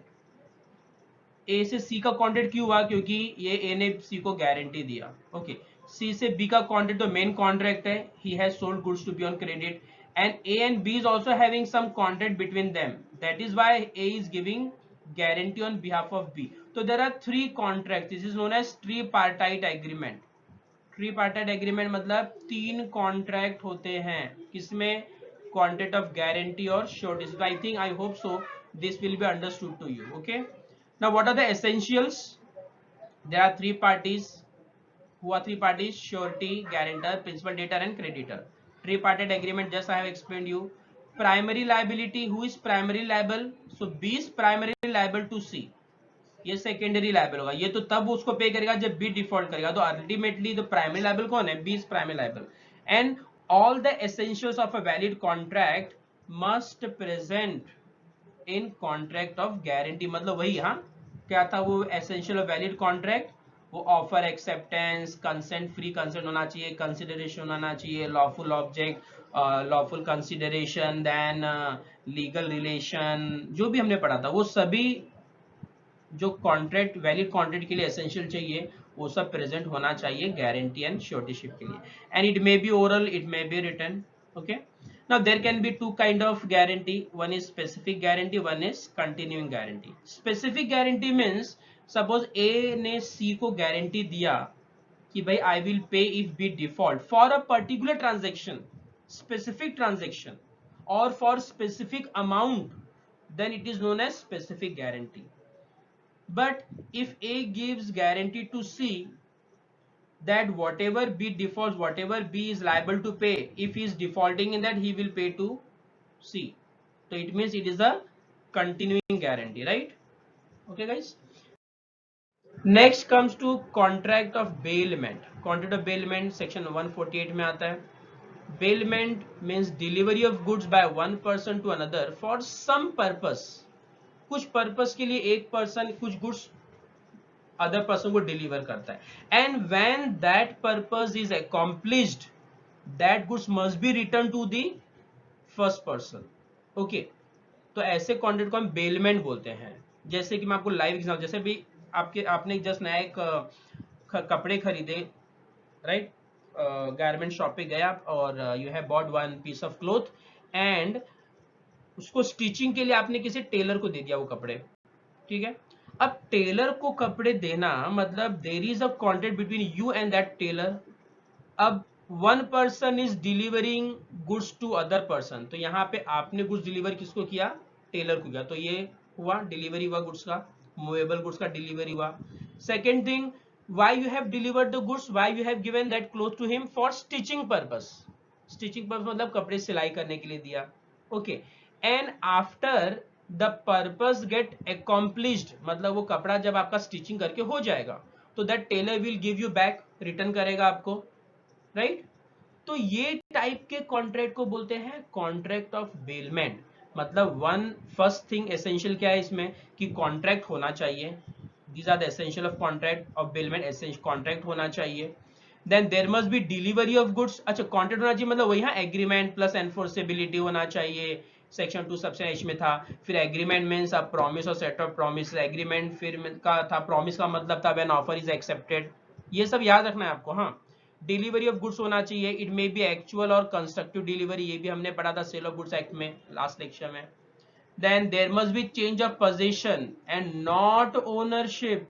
देखो, जब आप अपने नए कपड़े जो सिलने के लिए स्टिचिंग करने के लिए वो देते हो ना, तो आप उसको ओनरशिप नहीं देते हो, जस्ट पोजीशन देते हो, हैंड ओवर कर दो कि भाई आप ये करके वापस में दे दो. तो still you are owner, you are changing just position of the goods. There must be some purpose. Without purpose if you are giving, it is not called as a bailment. ये ध्यान में रखना, कुछ पर्पस होना चाहिए. फिर there must be returning of goods. अगर वो पर्पस हो लेकिन गुड्स रिटर्न नहीं करा मतलब वो बेलमेंट नहीं माना जाएगा, ध्यान में रखना. And very important, there must be movable goods. अगर मूवेबल गुड्स नहीं रहा तो भी नहीं चलेगा. And some benefit arises out of it, मतलब कि सपोज टेलर, अब टेलर फ्री में नहीं करेगा, हम उसको कुछ बेनिफिट देंगे ना, मतलब we will pay his charges. तो these thing must present for making any contract as a contract of bailment. ये टेलर वाला एग्जांपल याद रखना, मोस्ट इंपॉर्टेंट एग्जांपल और आपको हमेशा याद रहेगा. तो जब भी आप टेलर के पास जाओगे ना तो बेलमेंट ध्यान में आना चाहिए, बेलमेंट कर रहा हूं मैं, right. There is a contract. Now there can be types of bailment: gratuitous, non-gratuitous and pledge. Okay guys, so before going to types of bailment, first let me tell you there are two parties. One is the person who is delivering goods to other person for some purpose, okay, and the person who is taking that. तो दो party है, किसी भी contract में दो party तो minimum होते ही हैं. So the person who is delivering goods in contract of bailment is known as bailer, and the person who is receiving the goods is known as bailee. तो bailor and bailee, right. अभी हम gratuitous type of bailment पे जाते हैं. types of bailment में एक types of bailment है gratuitous bailment, दूसरा है non gratuitous and तीसरा है pledge. What do you mean by gratuitous bailment? तो it means when the goods are given to the bailee without any reward or remuneration or consideration. अगर bailor ने बेली को suppose goods दिया कुछ purpose के लिए, बट विदाउट एनी कंसिडरेशन, वो कुछ पे नहीं करने वाला उसके लिए, राइट, कुछ रिवॉर्ड नहीं देने वाला है, तो such kind of bailment is called as gratuitous bailment, right. Okay, तो यहाँ पे अगर मैं टेलर को ये गुड्स डिलीवर करता हूँ, उसके बदले में अगर वो चार्जेस नहीं ले रहा है मुझसे, जस्ट ऐसे ही फ्री में, तो उसको बोलेंगे ग्रेचुइटियस बेलमेंट हो रहा है, ठीक है. Second is non gratuitous bailment. अच्छा, इसका ग्रेचुइटी का एग्जांपल और दे सकता हूँ लाइव, जो मतलब रियल में एग्जांपल हो सकता है, क्योंकि जो मैंने एग्जांपल बताया वो तो प्रैक्टिकल पॉसिबल नहीं है भाई. कोई भी टेलर फ्री में थोड़ी कपड़ा सिलेगा, आपका स्टिचिंग करेगा. हाँ, बट उसके लिए अच्छा एग्जांपल ये हो सकता है, सपोज कि mister X gives his mobile to Y to use it for 1 month, ठीक है. अगर एक्स अपना मोबाइल मिस्टर वाई को देता है उसको यूज करने के लिए 1 दिन के लिए, 2 दिन के लिए, या फॉर फ्यू आवर्स, राइट, तो in that case it will be called as a gratuitous bailment or gratuitous contract, gratuitous bailment, right? क्योंकि यहाँ पे उसके बदले वो शायद कुछ लेता नहीं, हम भी आप भी ऐसा कॉन्ट्रैक्ट डेली का करते हैं, भाई हमने अपने फ्रेंड को भी आधे घंटे के लिए दे दिया, अरे काम कर रख अपने पास, आपको ये मतलब सपोज नेट का यूज करना था, ओके, तो what basically we are doing one kind of contract, that is contract of bailment, और वो भी ग्रेचुटियस बेलमेंट कर रहा है, ठीक है। The next is non gratuitous. Non gratuity means goods are given for some consideration, जो टेलर का लाइव एग्जांपल में दिया था अभी just, okay. And pledge means what, as a security of money borrowed, okay, it means when the goods are delivered to another as a security for money borrowed, तब हम उसको क्या बोलते हैं, प्लेज, ओके, तब उसको हम बोलेंगे प्लेज। मतलब कि अगर हमको कुछ मनी बोरो करना है, राइट, जैसे कि भाई मुझे 50,000 रुपए चाहिए, मेरे पास पैसे नहीं है, तो मैं क्या करूंगा, सपोज मेरे पास ज्वेलरी पड़ा है, हाँ, घर में थोड़ा सा, तो मैंने वो ज्वेलरी जाके वो ज्वेलर्स को दे दिया, उसके पैसे ले लिए, तो मैंने उसको एक गारंटी दिया, एक सिक्योरिटी दिया कि भाई जो मैं आपसे 50,000 रुपए ले रहा हूँ उसके एज अ सिक्योरिटी ये आप रखो, कल को मैं 50,000 वापस दूंगा, वो एज अ जो सिक्योरिटी में वापस, तो ये it is called as a pledge, इसको प्लेज बोलते हैं, या तो इसको पॉन भी बोलते हैं, PAWN, राइट। आपने ये नाम ये पढ़ते हैं, क्या बोलते हैं, इंडियन कॉन्ट्रैक्ट एक्ट, तो उसमें आपने पढ़ा होगा पॉनर एंड पॉनी, तो प्लेजर एंड प्लेजी, राइट। तो पॉन, PAWN, पॉन, उसमें पॉनर एंड पॉनी होता है, same thing, pleasure and प्लेजी। Pleasure मतलब कि जो दे रहा है गुड्स ज्वेलर को, जैसे मैंने बोला, और प्लेजी मतलब जो गुड्स रख रहा है as a security of money borrow, right. तो these are certain thing in contract of bailment. अब जैसे मैं, there are two parties, bailor and बेली।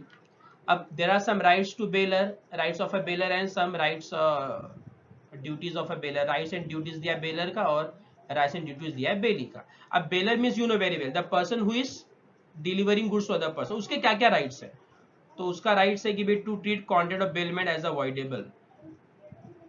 ये जो भी कॉन्ट्रैक्ट हो रहा है ना, ये वॉइडेबल कॉन्ट्रैक्ट होता है। वॉइडेबल मतलब कि it depends on the parties that they can make this contract as a void और वैलिड, राइट।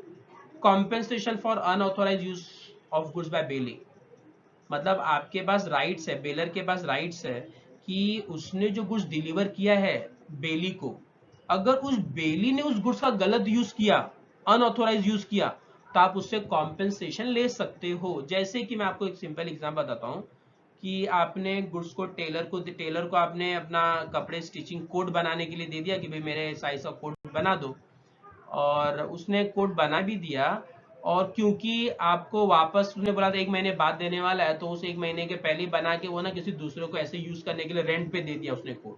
अब that giving your code on rent, your quote on rent to other person is unauthorized use, you can ask compensation for that, okay। You can bailor can claim damages in case of negligence, suppose tailor ने आपका कपड़ा फाड़ दिया या गलत तरीके से damage कर दिया, तो आप क्या कर सकते हो, उसे डैमेजेस मांग सकते हो, तो बेलर के पास राइट्स है, एंड बेलर के पास राइट्स है to get the return of goods, वो गुड्स रिटर्न ले सकता है अपना, right. Then accretion of goods, accretion of goods मतलब कभी कभी क्या होता है ना कि जब आप कुछ ऐसे बेलमेंट होते हैं कॉन्ट्रैक्ट के जिसमें जब आप गुड्स डिलीवर करते हो बेली को, तो उस समय सपोज नॉर्मल गुड्स था, but when you are getting it back it multiplies or it get addition, some increment in that goods। for example मैं आपको लाइव एग्जांपल देता हूँ, सपोज एक मिस्टर ए था, वो अपने गांव में रहता है और वो कहीं जा रहा था बाहर, उसके घर में और कोई नहीं था, तो उसके घर में बहुत 2-3 कैटल थे, एक बकरी था, एक गाय थी, तो क्या क्या उसने कि मिस्टर बी को बोले काम कर भाई, 6 महीने के लिए ये जरा अपने पास रख, जब मैं आऊंगा तो दे देना, ठीक है। अब 6 महीने के अंदर ना उस बकरी के 2 बच्चे हुए, तो इसमें क्या हो रहा है, इसमें गुड्स का इंक्रीमेंट हो रहा है ना ऑटोमेटिकली, मतलब ये, अब आप ये बोलोगे भाई वो बकरी थोड़ी गुड्स है, ठीक है, हम एक एग्जांपल ले रहे हैं, that is just hypothetical example to understand the concept. तो ऐसा हो सकता है कि कोई गुड्स जब आपने दिया तो नॉर्मल था, but during the period of time it increases, तो उसको बोलते कुछ एक्रेशन हुआ, तो that accretion is also the rights of baler, वो बेली उसको क्लेम नहीं कर सकता है, ठीक है।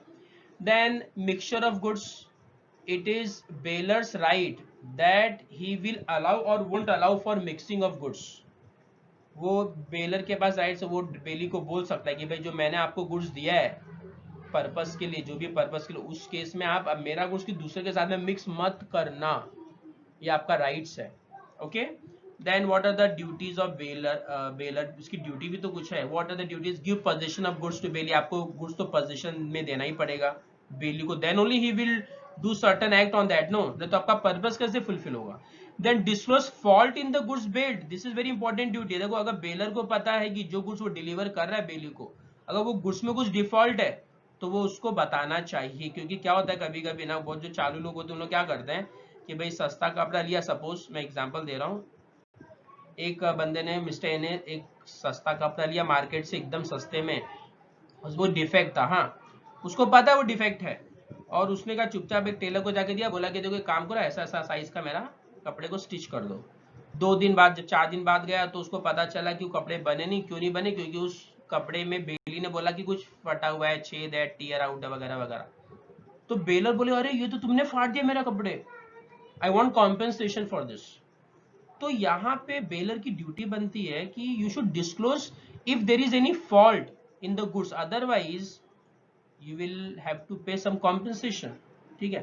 the repayment of necessary expenses, if bailey incurs some expenses, necessary expenses for accomplishing the purpose, then you have to make the payment to बेली को आपको पे करना पड़ेगा। अगर बेली ने कुछ एक्सपेंसेस रिकर किया आपके लिए तो आपको पे करना पड़ेगा ना, तो it is your duty. Then bailor is responsible for any loss due to defect in the title of bailor, okay. अगर कुछ भी लॉस होता है और वो due to defect in the bailor, अगर बेलर ने कुछ गुड्स बेली को दिया कुछ पर्पस के लिए, and due to such goods, due to defect in the title of that goods, if some loss happened to Bailey, then that loss should be made good by the bailor and return the goods, definitely ये आपकी duty है कि अगर कुछ ऐसा हुआ जो आपने सपोज रिटर्न उस समय कोई एक्सेस गुड्स ले लिया तो आपकी ड्यूटी कि आप उसको रिटर्न दो, ठीक है। Then there are some rights of bailee and duties of bailee, okay. तो जहां तक राइट्स ऑफ बेली है, बेली मतलब कौन, जिसको हमने गुड्स दिया था, तो हमारे एग्जांपल में वो टेलर है, तो उसके क्या राइट्स है, उसका राइट्स है to know the fault in the goods bailed, उसका राइट्स है उसको चेक करना चाहिए कि भाई गुड्स में फॉल्ट तो नहीं है, जो मुझे आप कपड़े दे रहे हो वो फटे वटे तो नहीं है पहले से ही। Then it he claim expense for bailment, अगर बेलमेंट के ड्यूरेशन में कुछ एक्सपेंस हुआ बेली का तो उसके पास राइट्स है, he can demand from the bailor. Bailee can claim proportionate share in the goods mixed, अगर बेलर ने जो गुड्स दिया है बेली को, अगर वो किसी गुड्स के साथ में मिक्स हो चुका है तो he can claim the remaining goods which does not belong to bailor, वो बेलर से वो गुड्स क्लेम कर सकता है। Then claim loss for defect in title of bailor, अगर कुछ लॉस हो गया बेली को तो वो डिमांड कर सकता है बेलर से। Then particular lien on goods, lien मतलब राइट्स, कस्टडी, ये बेली का राइट्स है कि he can have particular lien on goods, वो गुड्स जो डिलीवर हुआ है उसको बेलर ने दिया है वो गुड्स पे उसका राइट्स है, लेकिन कंप्लीटली नहीं है, till the purpose get accomplished, okay. Then we will see duties of bailee, bailee की कुछ ड्यूटी भी होता है जैसे कि to take reasonable care of goods bailed, जो गुड्स बेली को मिला उसका केयर करना, not to make unauthorised use of goods bailed, okay, to return the goods when the purpose get accomplished, to return increase in goods, अगर goods में कुछ increment हुआ है तो उसको रिटर्न करना उसकी ड्यूटी है, and duty not to mix goods, जो भी गुड्स उसको बेलर ने दिया वो उसको उसकी ड्यूटी है कि he should not suppose to mix that goods with other goods until and unless it is approved by the bailor, right? तो these are certain goods and if you will analyze this, no, देखो इन दोनों में आपको जो relation दिखेगा, मतलब अगर आपने ये दो याद कर लिया ना तो इट इज नथिंग बट ये राइट्स ऑफ बेलर है ना, ड्यूटी ऑफ बेली है, ड्यूटीज ऑफ बेलर है और राइट्स ऑफ बेली है, right, okay. Then we are having contract of agency, might be this is the last topic of special contract. Contract of agency means relationship between person where one person is employed by another to do some act on behalf of first person, right? तो इसमें simple example क्या, अगर master और servant है तो master ने servant को appoint किया, राइट, तो it is one kind of agency between them. अच्छा, सपोज मैं बिजनेस में I am not having enough time to discuss with the customer वगैरह, तो मैंने क्या किया, एक एजेंट को अपॉइंट कर दिया and he will act on behalf of me, जैसा मैं बोलूंगा वैसा वो करेगा। तो this is contact of agency. There are different method of creating agency, अलग अलग तरीके होते हैं एजेंसी क्रिएट करने के, राइट। तो जैसे बाय एक्सप्रेस अपॉइंटमेंट, मतलब मैंने मिस्टर ए को बोला कि you are appointed as an agent for me and he you will work for me, तो ये एक्सप्रेस अपॉइंटमेंट होता है। implied agency means sometime it happens Mr. A is working for you without any appointment। अगर mister A मेरे लिए काम कर रहा है लेकिन मैंने उसको अपॉइंट नहीं किया, but since he is working from so many days so many year, तो मैंने चलो उसको काम देना मैंने स्टार्ट कर दिया, और तो it is impliedly known that mister A is agent of mind. तो यहाँ पे मैंने उसको अपॉइंटमेंट नहीं किया, एक्सप्रेस नहीं किया, मैंने कोई एग्रीमेंट नहीं बना, but it is understood that mister A is my agent. Okay, तो इसको बोलते हैं implied agency. Then by necessity, sometime it happens due to certain circumstances, due to the necessity of the circumstances, necessity of the situation, some work is done by Mr. A। अब mister A है ना, वो मेरे लिए कुछ काम किया on behalf of me, why? Because this is the necessity of that situation। जैसा हमने देखो क्वासी कंटेंट में पढ़ा था हमने, राइट। अगर मैं मेरे नेबर में जो दो बच्चे उनको कुछ ला के देता हूँ, तो उन्होंने तो मुझे बोला नहीं लाने को, बट फिर भी मैं ला के दे रहा हूँ, तो actually I am working on behalf of their parents, right. तो I can say that I can be one kind of agent for them, and which is created by the necessity। Then by ratification we mean, now by ratification we mean to say that suppose there is Mr. A who has done something for me, right। वो मेरे behalf पे उसने कुछ goods बेचे वगैरह किए, but मैंने उसको बोला नहीं था ऐसा करने के लिए, but he has done so, उसने वो एक्ट कर दिया है। And afterwards I come to know that mister A has done this work for me.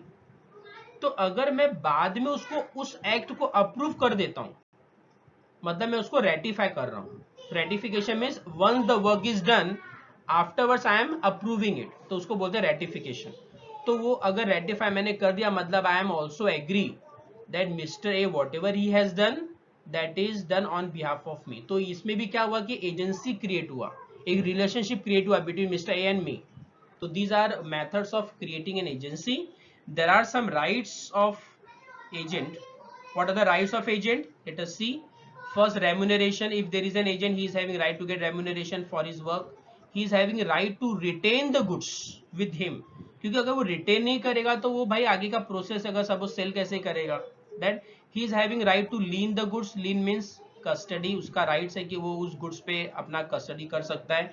Indemnity means if he face some expenses or some losses due to the act of principal, yeah, during performing any act on behalf of principal, if he found some losses or something like that, so he can indemnified, वो अपने principal से उसका compensation ले सकता है, right. Then renounce agency, agent is having right to renounce agency. Renounce means वो agency को छोड़ सकता है, he can terminate the relationship of agency।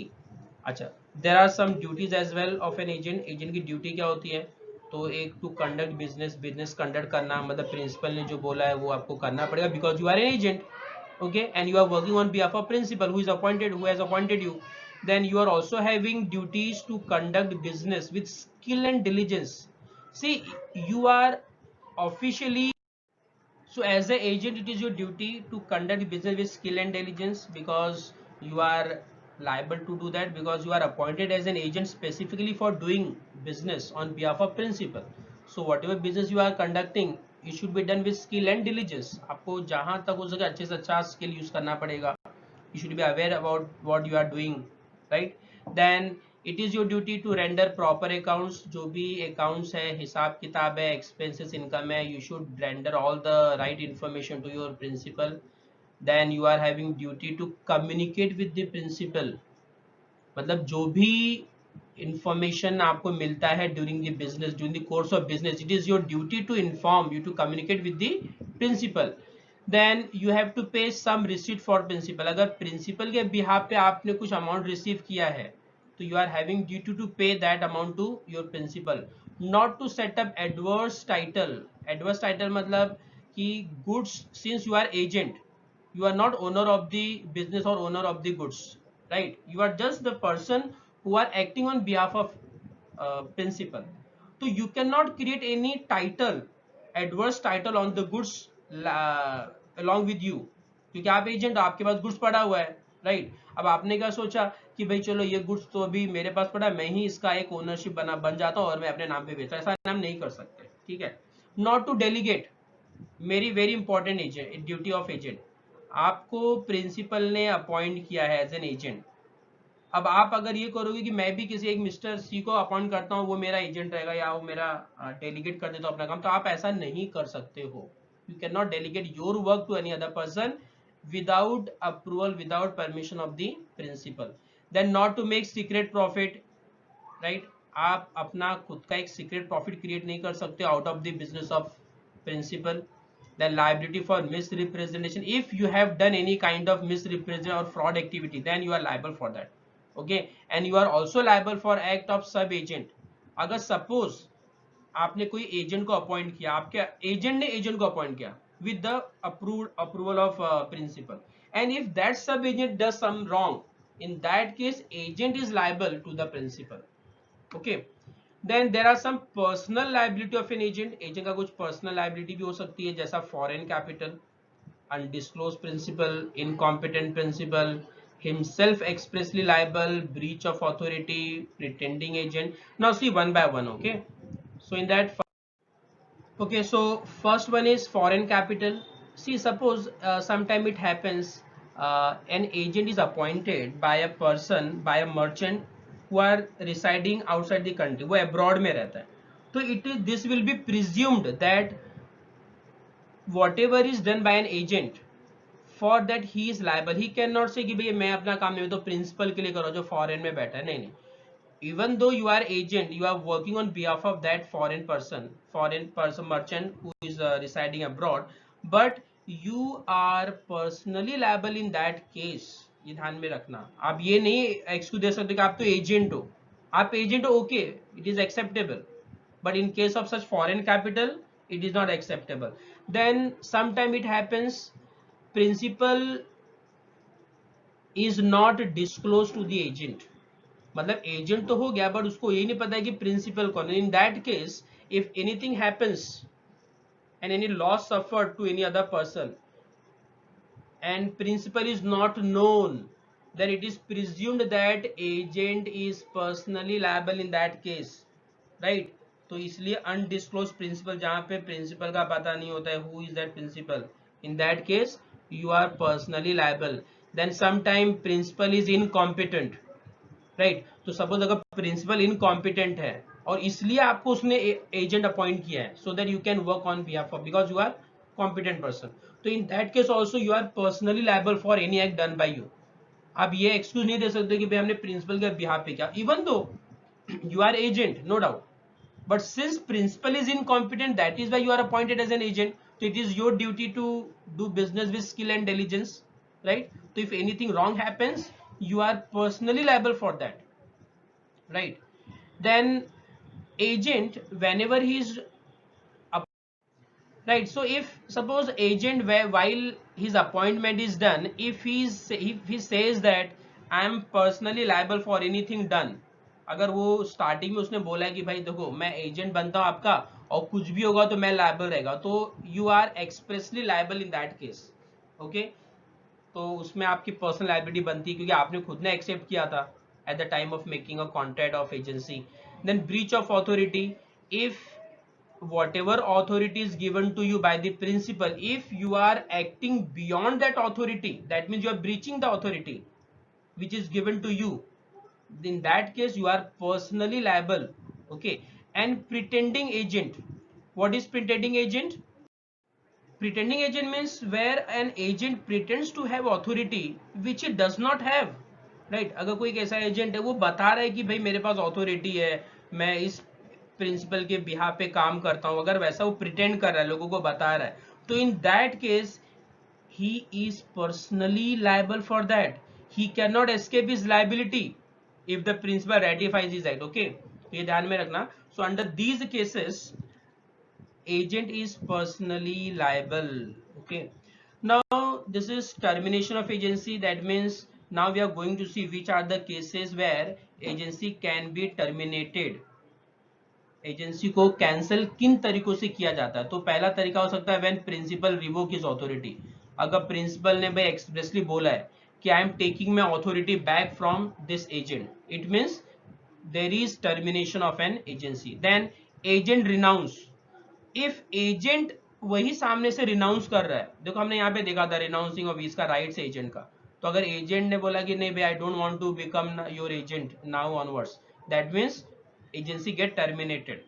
If business of agency completed, sometime it happens agent, when his agent is appointed, he is appointed for specific purpose, right, specific business, and once that business gets completed automatically agency gets terminated. Okay, then by death or insanity of the principal or agent, अगर principal या agent का death होता है या if he becomes insane, in that case agency gets terminated. If the principal get insolvent, then agencies automatically get terminated. Terminate means cancel हो जाता है automatically. Then if the subject matter of the agency get destructed, suppose अगर मैंने आपको agent बनाया, okay, और मैंने बोला कि भाई एक काम करना, मेरा ये बिजनेस और बिजनेस आपको हैंडल करना है वगैरह वगैरह वगैरह. अब सपोज मेरा बिजनेस ही बंद हो गया, तो there is destruction of business, there is destruction of some goods for which you are appointed as an agent. So in that case there is destruction of subject matter and therefore agency gets terminated. And if there is happening of some event and due to that event that agency relationship becomes unlawful, right, जो हमारा agent का relation था, principal and agency का relationship था, वो क्या unlawful हो गया. And if that agency gets unlawful due to some happening of an event, that agency is termed as an terminated or cancel हो जाता है, right. So